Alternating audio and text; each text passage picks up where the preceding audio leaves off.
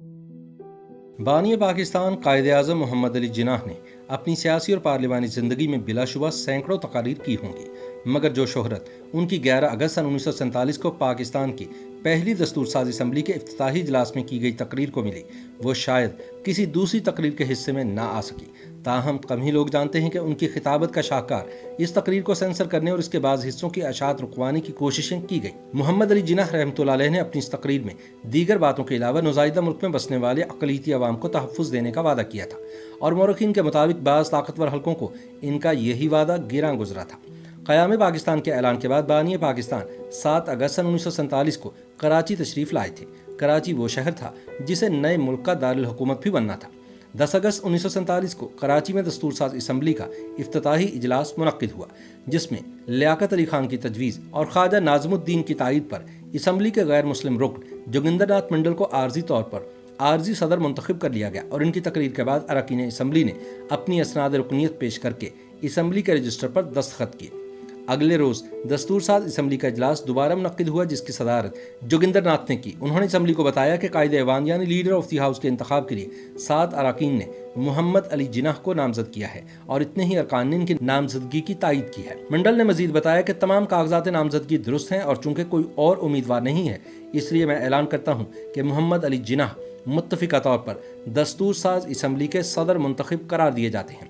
अपने इंतखाब के बाद जिन्नाह साहब ने जो खिताब किया वो हर लिहाज से बड़ी अहमियत का हामिल था। बानी पाकिस्तान के सवाननिगार हेक्टर बोलैथो ने अपनी किताब जिन्नाह क्रिएटर ऑफ पाकिस्तान में तहरीर किया है कि कायद-ए-आज़म रहमतुल्लाह अलैह का वो खुतबा जो उन्होंने 11 अगस्त 1947 को मजलिस आइन साज के सदर की हैसियत से पढ़ा, उसकी तैयारी पर उन्होंने कई घंटे सरफ किए थे। उस खुतबे के जरिए उन्होंने ये ऐलान किया कि पाकिस्तान के सब शहरियों को बराबर के हुकूक हासिल होंगे, और इस मामले में मजहब व मिल्लत का कोई इम्तियाज़ रवा न रखा जाएगा।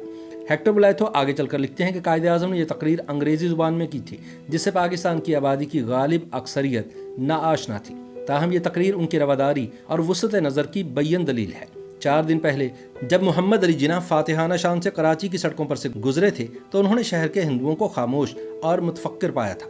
आइन साज असम्बली का खुतबा इफ्तिताहिया लिखते वक्त गालिबन यही हिंदू कायद-ए-आज़म की चश्मे तसव्वुर के सामने होंगे।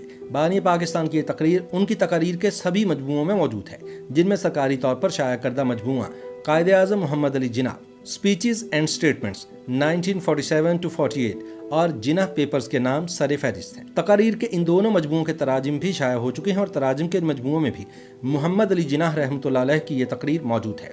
जिन्नाह साहब ने ये तकरीर ख़त्म ही की थी कि उनकी इस तकरीर के बाद हिस्सों को अवाम की नज़रों से ओझल रखने की कोशिशें शुरू हो गई, जिसका जिक्र जिन्नाह साहब की वफ़ात के बाद शाया होने वाली कई किताबों में मौजूद है। मगर जिन्नाह साहब ने इन कोशिशों को जिस तरह नाकाम बनाया, उसका सबसे मुफस्सल अहवाल ज़मीर नियाज़ी की किताब द प्रेस इन चेन्स में मिलता है। इस किताब का उर्दू तर्जमा अजमल कमाल ने सहाफ़त पाबंदे सलासिल के नाम से किया है। ज़मीर नियाज़ी लिखते हैं कि ये तारीखी तकरीर करके जिन्नाह साहब गवर्नमेंट हाउस रवाना हो गए, लेकिन जल्द ही कुछ खुफिया हाथ हरकत में आ गए और उन्होंने उनकी तकरीर में तहरीफ की कोशिशें शुरू कर दी। ज़मीर नियाज़ी के मुताबिक इस तकरीर में तहरीफ किए जाने का जिक्र सबसे पहले हामिद जलाल ने अपने एक मज़मून when they try to censor Quaid में किया, जो हफ्तावार व्यू पॉइंट लाहौर की 22 जनवरी सन 1981 की अशात में शामिल हुआ। हामिद जलाल के मुताबिक कायद-ए-आज़म मोहम्मद अली जिन्नाह की ये तकरीर उस सरगर्मी का हदफ बन गई जिसे प्रेस एडवाइस के सिलसिले की पहली कड़ी कहा जा सकता है, और जो पाकिस्तान की दायमी इंतज़ामिया की जानिब से जारी की जाती रही हैं। बाहर कैफ उस वक्त तक ये इंतज़ामिया महज एक परछाई की हैसियत रखती थी। इसके कई सरकर्दा अरकान ने तकरीर के बाद हिस्सों को अखबारात में शाया होने से रोकने की कोशिश की।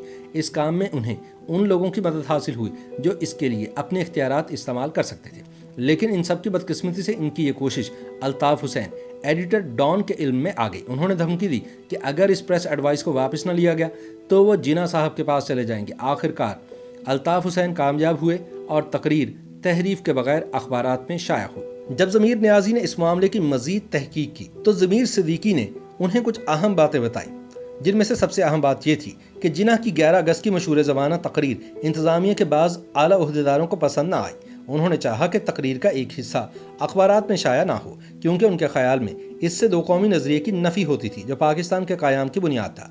ये अल्ताफ़ हुसैन मरहूम थे जिन्होंने इनसे इत्तफ़ाक़ नहीं किया और इसरार किया कि तकरीर को किसी तहरीफ के बगैर जूं का तूं शाया होना चाहिए। उन्होंने धमकी दी कि वह जिन्नाह साहब से जाकर इस्तफ़सार करेंगे कि इस हिस्से को छपना चाहिए या नहीं। इस तरह तकरीर को असल सूरत में अखबारात के हवाले किया गया। ज़मीर सिद्दीकी के तहरीरी बयान के बाद ज़मीर नियाज़ी ने अल्ताफ़ हुसैन के करीबी साथी और उस वक्त डॉन के assistant editor M A Zuberi से रब्ता किया। एम ए ज़ुबैरी ने ज़मीर नियाज़ी को इस वाक़े की मज़ीद तफसीलात एक ख़त में बयान की। उनका कहना था कि मैं 22 जनवरी सन 1981 के व्यू पॉइंट में हामिद जलाल का मज़मून पढ़ चुका हूँ, जिसकी तरफ आपने मेरी तवज्जो दिलाई है। जहाँ तक मुझे याद पड़ता है, ये वाक़या यूँ पेश आया था कि कायद ने 11 अगस्त 1947 को एक तकरीर की, जिसमें रिपोर्ट के मुताबिक उन्होंने कहा था कि आप आज़ाद हैं, आप आज़ाद हैं। उसी रोज़ शाम के वक्त एक फ़ोन आया और हिदायत की गई कि तकरीर का ये मखसूस हिस्सा शाया ना किया जाए।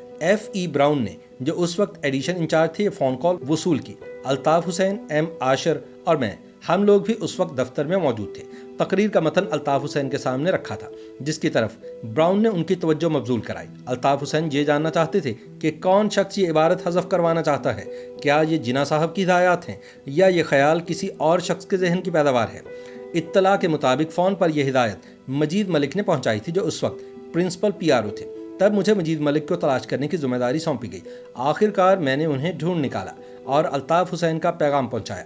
मलिक साहब ने चौधरी मोहम्मद अली को फ़ोन किया, जो उस वक्त कैबिनेट डिवीज़न के सेक्रेटरी जनरल थे, और उन्होंने वो बात मिनो अन बता दी जो मैंने कही थी। उनसे गुफ्तगू पूरी करने के बाद मलिक साहब ने मुझसे कहा कि ये कोई एडवाइस नहीं बल्कि सिर्फ एक राय है।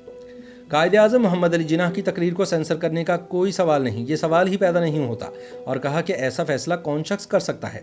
जब मैं दफ्तर वापस आया और ये सब कुछ अल्ताफ़ हुसैन को बताया तो यकीन कीजिए कि वो मेज़ पर हाथ मार मार कर हंसने लगे।